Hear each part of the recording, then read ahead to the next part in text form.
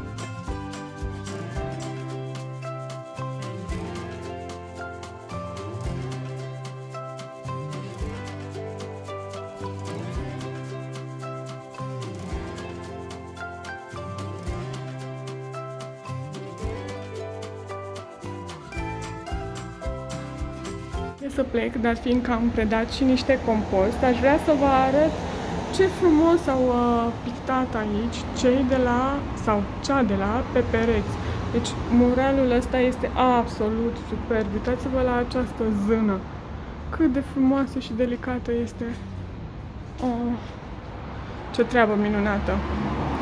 Iar aici se află butoaiele pentru compost, în cazul în care n-ați văzut pe Instagramul meu.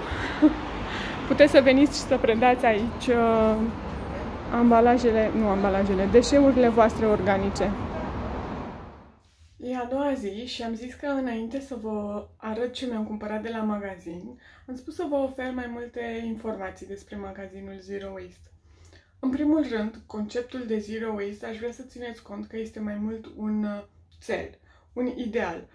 Este foarte greu să trăiești fără să generezi deșeuri de orice tip. Magazinul Zero Waste se află pe strada Buzești numărul 20, undeva pe la Victoriei, prin preajma Sanador. O să găsiți oricum adresa cu ușurință pe internet. O să vă las în descriere și pagina de Facebook a magazinului. Programul lor este de marți până sâmbătă, duminica și lunea este închis. De marți până vineri, programul este de la 2 la 9 seara, iar sâmbătă de la 10 la 8. Aș vrea să mai menționez faptul că magazinul Zero Waste este un model de afacere ușor mai diferită, în sensul că nu este un magazin care să urmărească în totalitate profitul. El este mai mult bazat pe comunitate, de aceea există și un cont de Patreon unde se poate înscrie oricine dorește să susțină magazinul cu o sumă de $5, parcă nu mai. O să vă las link și către contul de Patreon dacă sunteți interesați. Totodată, cei din comunitatea de pe Patreon primesc o reducere la cumpărături atunci când merg la magazin de 15%. Deci, undeva banii nu sunt pierduți, ca să spun așa. Deciziile se încearcă a fi luate la comun, în interiorul comunității și mai mult este un sprijin pentru cei care își doresc să ofere, de fapt să aibă o viață cât mai sustenabilă. O să trec la ce am luat eu, să vă faceți o idee plus minus cam ce este acolo și să vedeți și cu ce gen de ambalaje.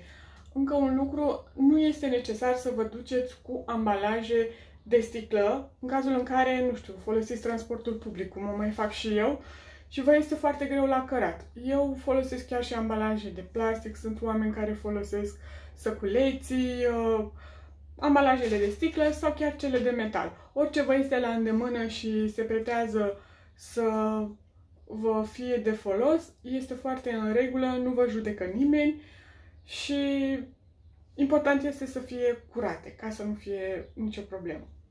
Haideți să vă arăt ce v-am luat eu. Ce mi-am luat eu. Mi-am luat o sticlă de detergent de vase lichid. De mentă mi-am luat eu, că îmi place mai mult mirosul acesta, mai există și de roiniță. Eu una prefer să-l diluez, mi se pare că spală mai bine. După care mi-am luat niște oțet din vin alb, pe care îl amestec cu bicarbonat și mai curăț prin casă. Niște semințe de chia.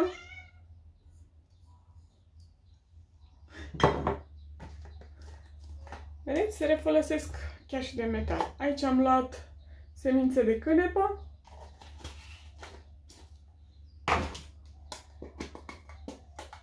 Semințe de floarea soarelui nesărate și nepălgite, pe care le amestec la un loc eu, așa le țin amestecate și le folosesc la micul dejun. Iar aici am luat niște spirulină, pe care va trebui să o zdrobesc. Să știți că magazinul Zero Waste face parte dintr-o asociație, împreună cu celelalte magazine Zero Waste din țară, Naked Shop la Sibiu, Aer la Piatra Neamț, Terawel la Cluj,